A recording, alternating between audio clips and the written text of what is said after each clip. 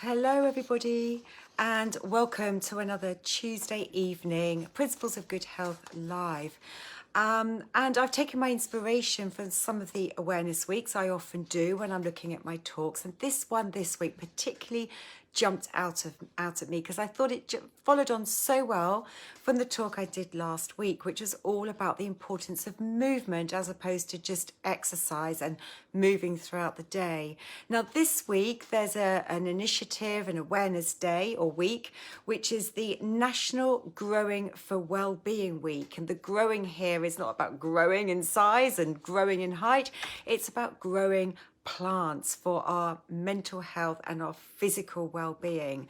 And the research around this is growing and growing and growing. So I thought I'd look into this because it's all very well just sort of hearing, yeah, we should do these things for our well-being, but what does the evidence actually show us? And it's quite interesting what I found out, which I thought I'd share with you tonight. So the magical health benefits, it's not just about growing the plants itself, although that in itself is really important to our mental and physical well-being, but it's being in green space, it's being in nature, it's being outside. Some of those aspects are really important. But it's really hard, isn't it? We have busy lives. How on earth do we find the time to fit this in? We're all so busy. And I think part of it is taking a really good hard look at how we spend our time and what we prioritize in our lives. I know myself, it's so easy to just get onto that phone and we spend too much time on it. Yes, I'm asking you to watch this, and maybe you might be watching this as one of my podcasts, so you could be out and about and listening to this on a podcast, and equally you could be listening to this and not looking at me. You don't need to be looking at me if you're walking out and about. That'd be a great way. But yes, spending too much time on our gadgets, of course, isn't helpful, and perhaps we need to be spending a little bit of time reassessing how we spend our time and our priorities, that we can spend more time outside, and we can think to how we could spend and utilize some of our time in our gardens. Now I do appreciate we don't all have gardens, so I'll go on and talk a bit later on about what other things we could do if we don't have a garden that helps to take the benefit, health benefits from what they found in some of these studies. Now, the health benefits, when I looked into all of this, so much of this comes back to the impact of cortisol on our health and contributor to disease, and therefore how through gardening, being outside, growing plants, what that actually does to our cortisol. So cortisol is our main stress response alongside adrenaline, and it's when we are particularly stressed most of the time. And let's face it, you know, we've had a tough old year, and most of us, I think, have, without necessarily being aware of it, increased levels of cortisol and stress factors and anxiety factors. And this has a profound impact when our cortisol is raised on so many aspects of our health and well-being, which I shall discuss. So what they found in some of these studies is that when we take and start to spend more time gardening, it leads to lower rates of heart disease, it leads to a lower risk of cancer, it leads to lower rates or a less impact on obesity and a lower BMI. BMI is one of the main markers that the NHS uses. It's not my main marker, but it's an important marker that the NHS use with regards to risk of being overweight and obesity. It helps to raise mental health scores in terms of our well-being. So when they look at our overall well-being and happiness, then scores tend to go up when we spend more time outside and more time in the garden. It helps to lower levels of depression and anxiety, and it helps to improve quality and quantity of sleep. So not only do we get more sleep, but we wake up feeling that we've had a better quality of sleep overall. Now, one of the other aspects for gardening for me, and for children playing outside as well, so let's not overlook the impact it has on our children and our grandchildren being outside. You know, when I was growing up, we were always outside, and we were digging I say caves, but you know what I mean. We were just outside and we were playing. I lived near riverbanks and we were dens. That's the word. We'd create dens down by the river and we'd be borrowing parents' shovels and spades and going down and digging things. So we were in contact with soil. We were in contact with the mud, and the microbes in the soil and mud do confer their benefits to us. There's been studies to show how important this is, especially for children, but let's not overlook the impact on those microbes to us as humans and our overall human microbes and the microbiome as well.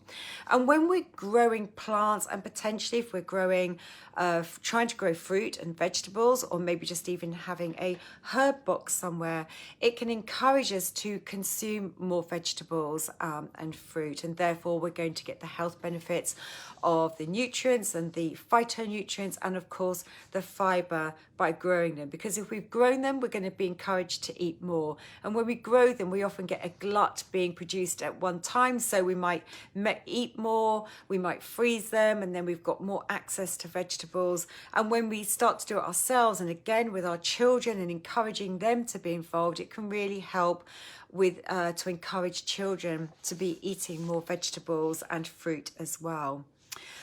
Living in areas with green spaces also seems to reduce the effect of inequality on health. So we know social, financial inequalities, there's been lots of studies to show the impact it has on overall health and the differences. And so by just being in green spaces, maybe having an allotment, sometimes we shared green spaces, can really have a positive impact on reducing the inequalities in the overall health markers.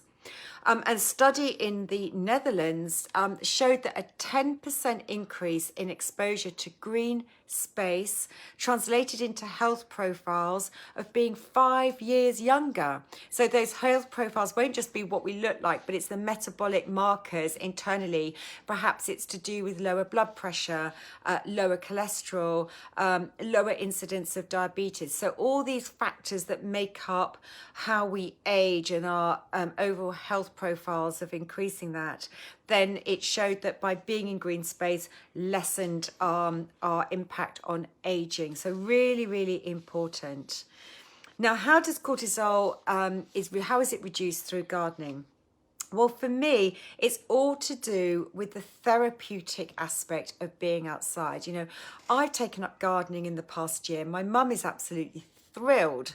I've now got a vegetable garden growing, but last year through the first lockdown, couldn't go out, there was nothing to do, the weather was fantastic, and I got out and started tackling my garden. I must admit, my mum does a lot of my garden and she loves it because she just knows the therapeutic aspects. And my mum is 87 and really fit and well, and I know that a big part of that is through the impact of her spending her entire spring and summer and autumn being outside and being in the garden.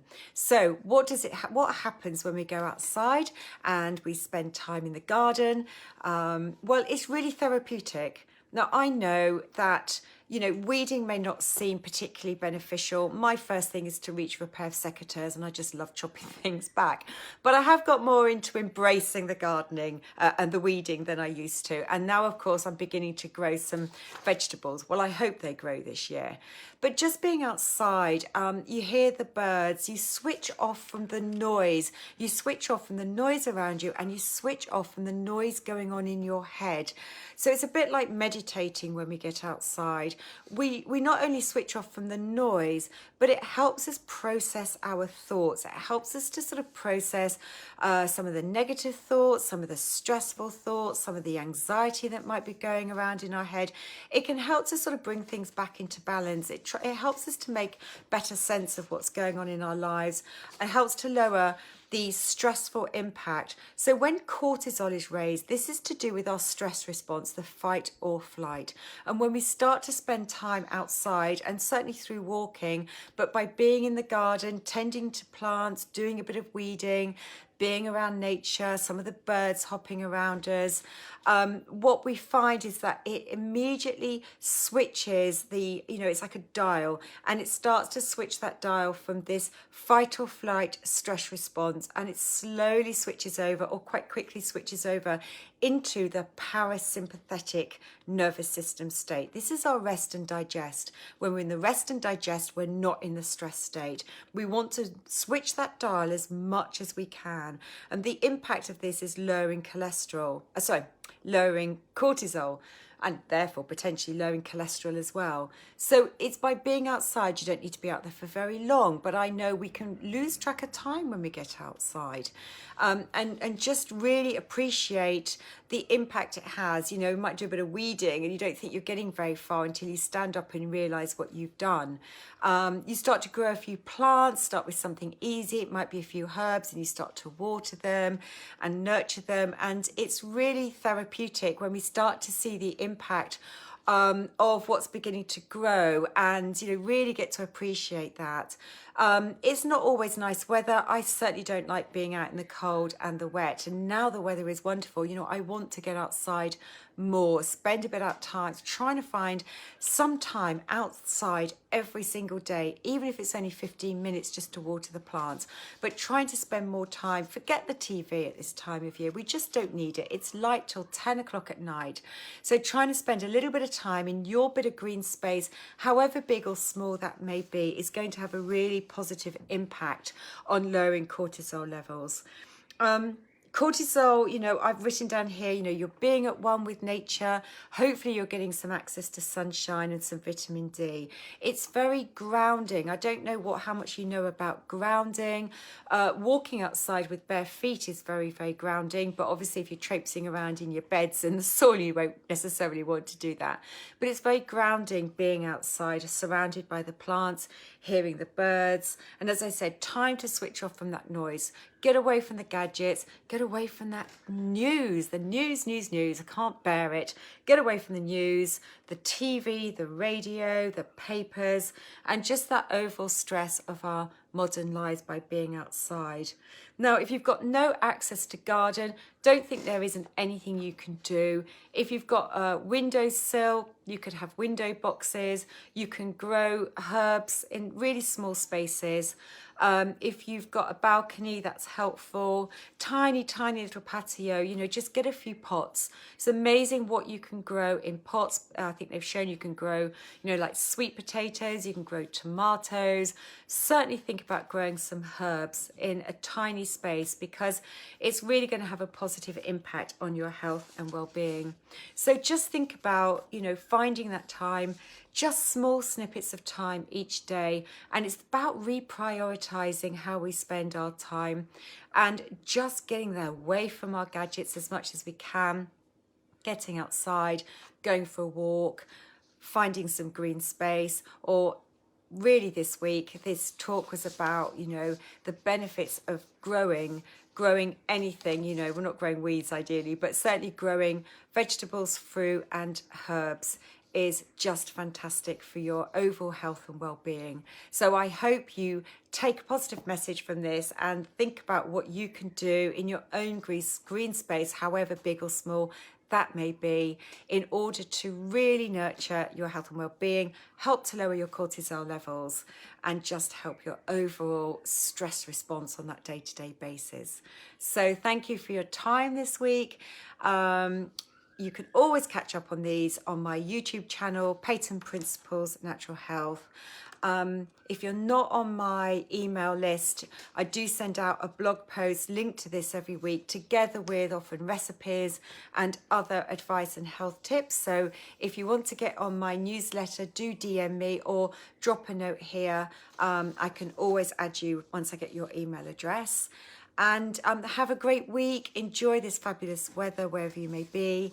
And I don't think I'll be here next Tuesday. I am actually away with my mum, my amazing mum. So I'm taking her away for a few days. So I won't be here next Tuesday, but I will definitely be back the following Tuesday on my next installment on my Principles of Good Health series. Thank you for your time. Have a great week and catch up with 2 weeks' time. Bye.